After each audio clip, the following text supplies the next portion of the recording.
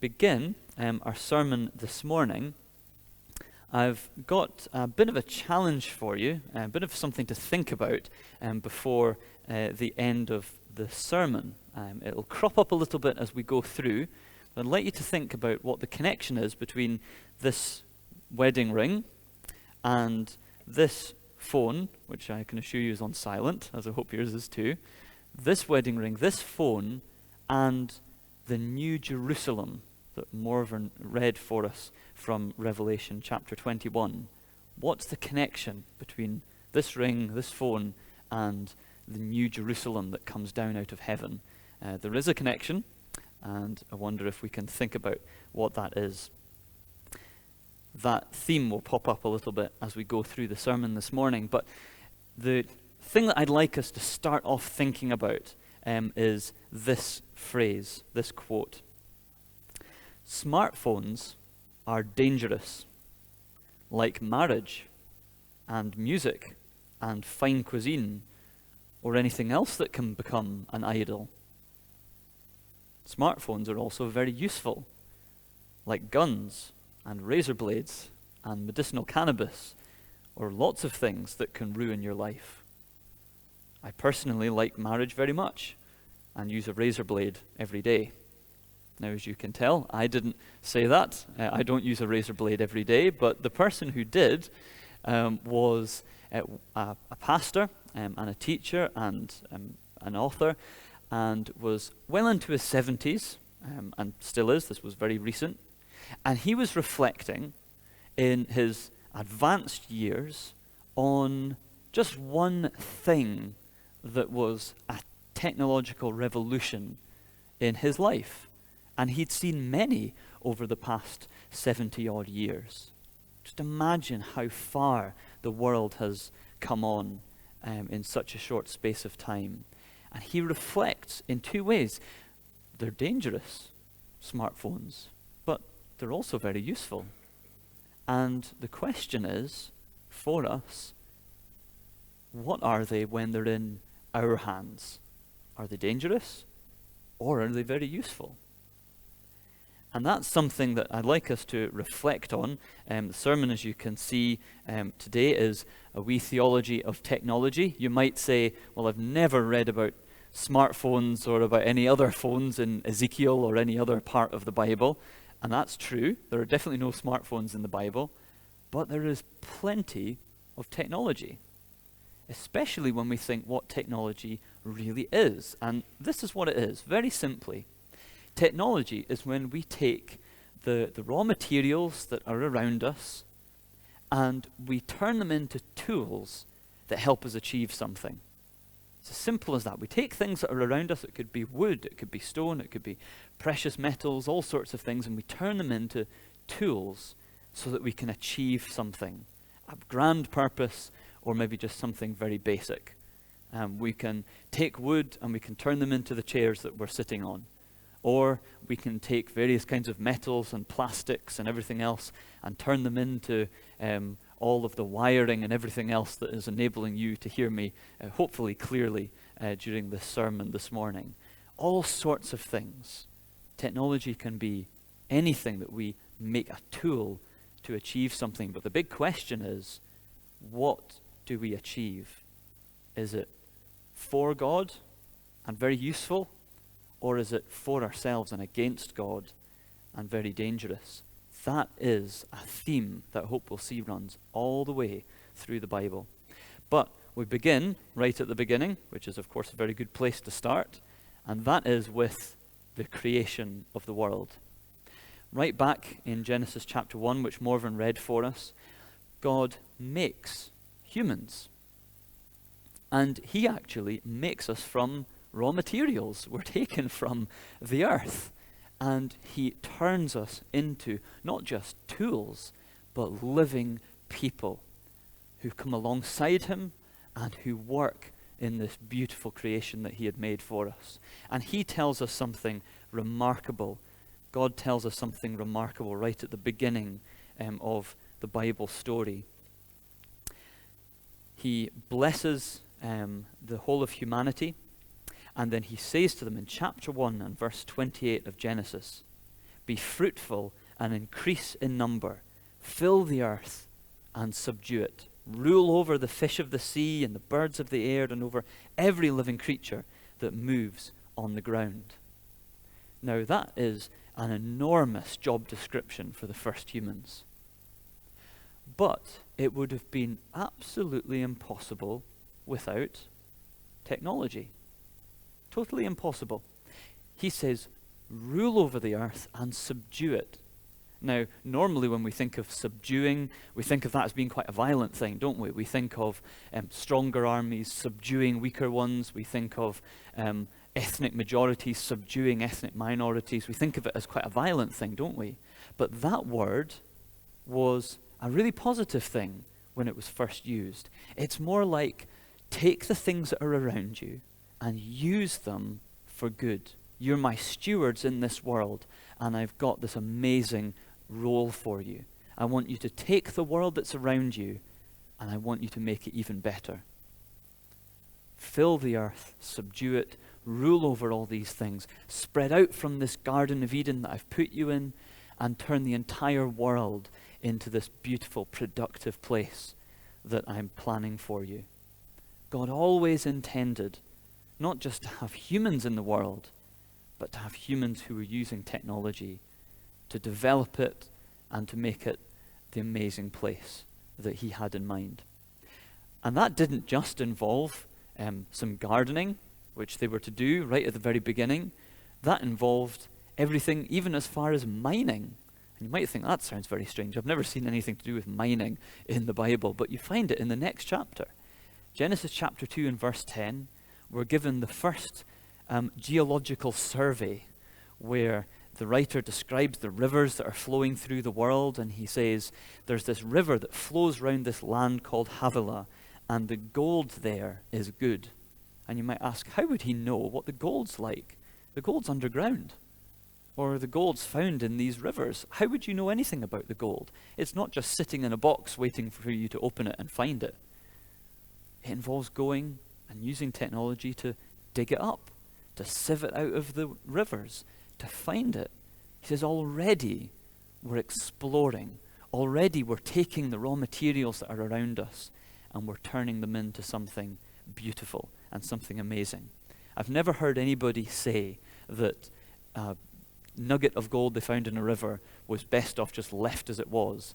We want to turn it into things like rings. We want to turn it into beautiful ornaments. We take things and we make them even better. That is exactly what God meant when he gave us our first instructions to rule over the world. So right at the beginning, technology is part of creation. It's part of the plan. But the question is, what are we going to do with it? And right at the beginning, we let God down completely. We probably know the story very well. If we know the Bible, if it's unfamiliar to us, that's fine too. But you only have to go to the very next chapter of the Bible, and already technology and the power that comes with it has gone to our heads.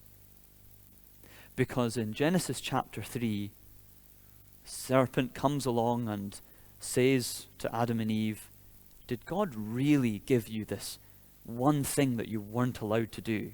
Did God really say, here's this one instruction I have and you're not allowed to eat from this tree? Did God really say that if you did that, you would die? You're not going to die. Do you know what? God is just jealous. He's giving you rules to keep you subjected. He knows that if you take from this tree, you'll have real power. You'll become like him. You'll dethrone God. And Adam and Eve thought to themselves and said, well, we are supposed to subdue this entire world.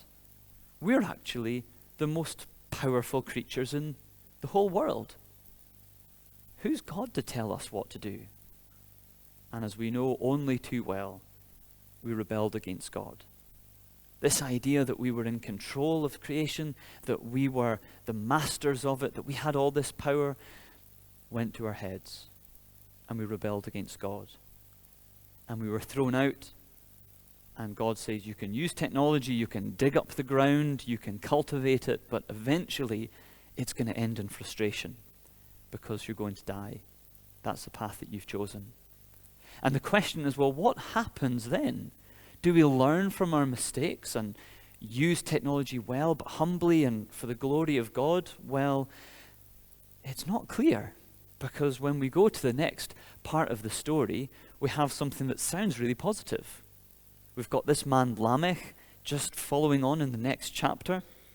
Lamech has these 3 sons. He has Jabal, and he's the father of basically the agricultural industry. He begins it, and people are living in tents and having livestock and moving around and developing that whole science of taking care of animals. And then he has another son who's the father of every church music group, it looks like. He is the father of everybody who plays the harps and the flutes. We even had one as a good sermon illustration here this morning. It sounds good. And then we've got another son who forged all kinds of tools out of bronze and iron. It sounds good. It sounds useful. But, so sadly, the rebellion against God just continues.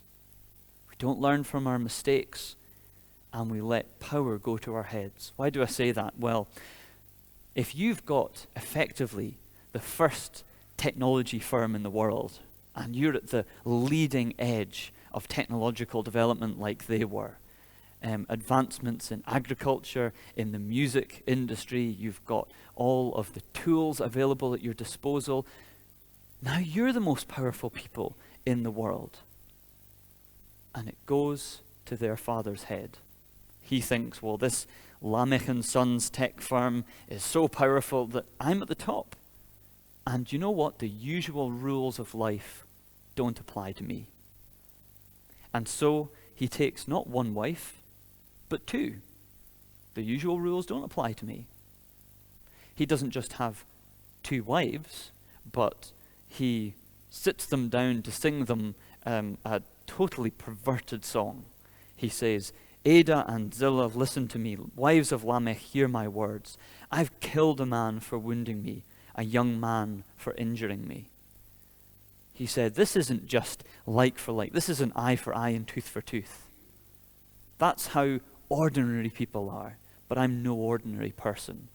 I'm the most important person in the world. So if you injure me, then you'll die. The usual rules don't apply to me. And you know what? We have simply not learned from those mistakes. Any news article that we read about enormous technology companies and social media companies, how often are we reading stories about national governments who are having to call tech firms to account because they're messing with our privacy data, or they're finding loopholes in laws to try and exploit workers, or whatever it is, whatever injustice it is that's being perpetrated. Why is it being perpetrated? Because some people just think that the normal rules of life don't apply to them. They can get away with things that ordinary people like you and me can't get away with. We saw it thousands of years ago, and it's still playing out in 2019. With technology comes all of the temptation to abuse the power and say, I'm no ordinary person, and the usual rules don't apply to me. And we suffer. Not just very useful, but also very dangerous. And that carries on, and we come across this absolutely astounding passage that happens in Genesis chapter 11. And don't worry, we're not going to be here for the next 20 hours while I go through every chapter of the Bible. We're going to skip on a little bit quicker. We come to Genesis chapter 11, and there's another building project. There's new technology, there's new ways of building, and they begin to build what's called the Tower of Babel. And why do people start building this? They say, we want to make a name for ourselves.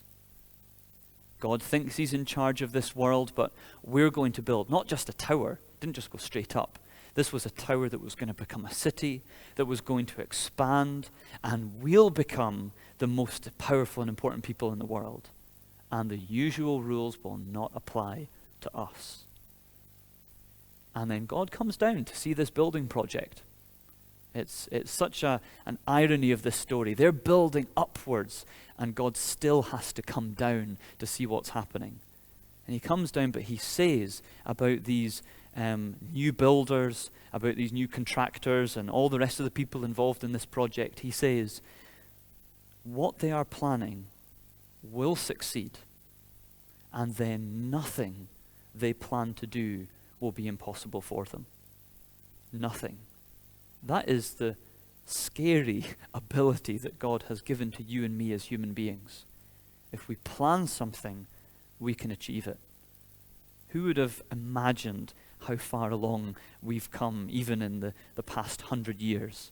I remember reading a few articles about technological developments, and even in the very end of the 1800s and the beginning of the 1900s, people were saying, the horse and cart is here to stay. The automobile is just a fad. It will never last. Or you could read in 1946, somebody saying, there will never be any reason for anybody to have a personal computer in their own home. They're always going to be far too big. You will never be able to fit one in your house. Or people saying that I don't think anybody will ever use email. The list could go on and on. Predictions about this or that piece of technology never lasting. And look where we are now, where Europe is trying to go almost completely electric with our cars in the next few years. How things have advanced. Useful, but dangerous too. God realizes if we carry on at the rate we're going at, we'll destroy ourselves and we'll destroy this world. And so he scatters everybody, and you might think that is just the end of the story. We're going to have to go back to the horse and cart forever because we just can't handle technology well at all. But there's a good news story. There's not just rebellion in technology in the Bible, there's redemption of technology in the Bible too. Because we go on through the story and we find that God has also commissioned his own building project. In fact, not only that, he doesn't just make the tabernacle and then the temple magically appear. He uses people that he says have spiritual gifts. We can read about that in Exodus.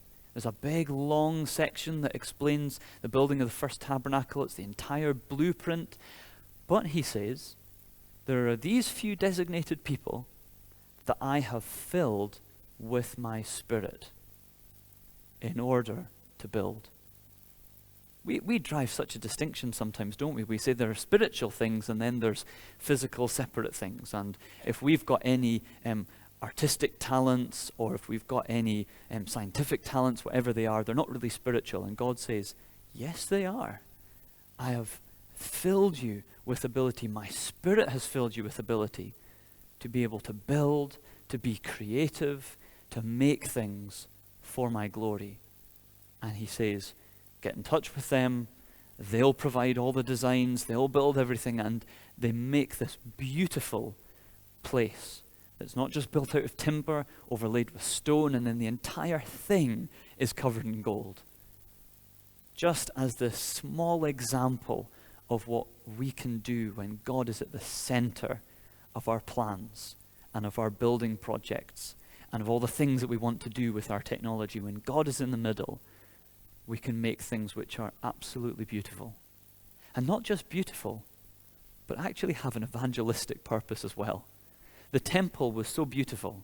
The other things that had been built in the city of Jerusalem were so amazing that you remember the queen of Sheba who came all the way up to see Solomon. She said, God is really in your midst. Why? Because your building projects are amazing. You could only manage all of this. You could only have this technology if God was really with you.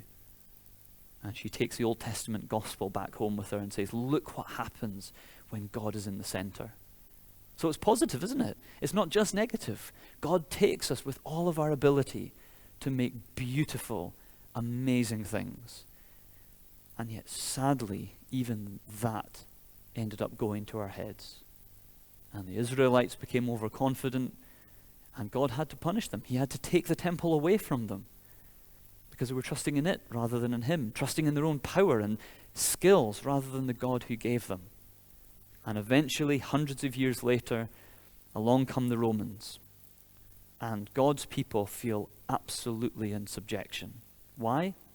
Not just because they have an enormous military, but because they were the most powerful technological society in the world. And they weren't just advanced in good ways, they were advanced in horrendous ways as well. All of this story comes down to one place that we're so familiar with, and that is the cross. The cross was actually the most sophisticated, technologically advanced way of killing people in the ancient world. A way of stringing out somebody's death over days just so that they could put fear into other people and subdue them. The normal rules don't apply to us. Technology in the wrong hands, terribly, terribly dangerous. And we can often feel that we're being surrounded by this menace of advance. However it is, we feel the advance of technological companies and all the culture that brings. We feel the advance, and we almost feel besieged as a church, don't we? By the advance of the world around us. It seems like God is not only not in the center, nowhere to be seen. And the godless society that we're in just seems to get more and more powerful, more and more often say the rules, the normal rules, the rules of God don't apply to us. We can do what we like, and we feel the threat. We feel the overshadowing of it on us as God's people. That is exactly how it was at the cross.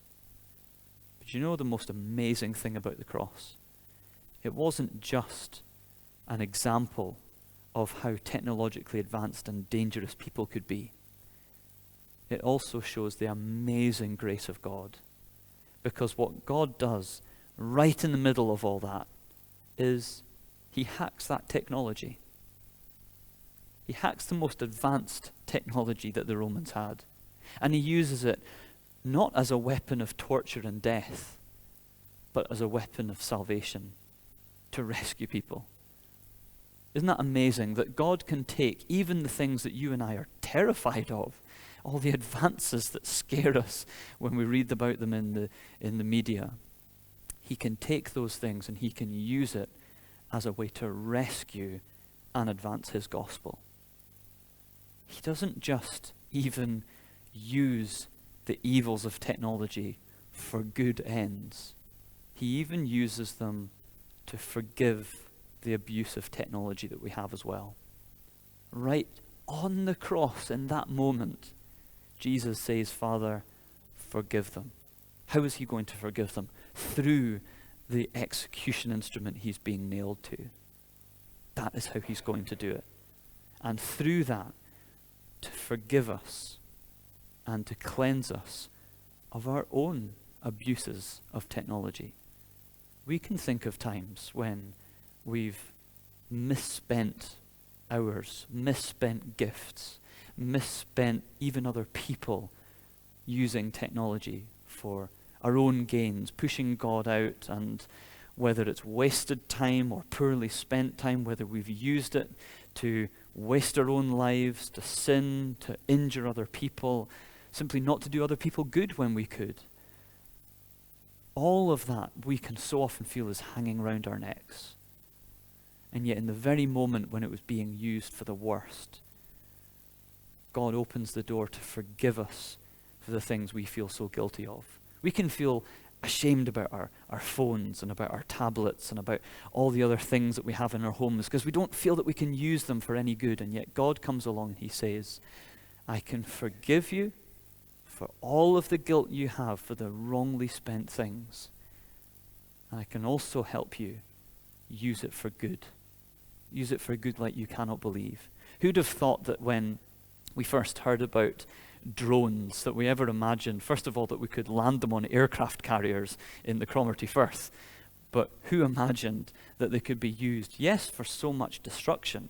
probably heard only in the past couple of days, drones used to wipe out half of Saudi Arabia's oil output. Such destruction.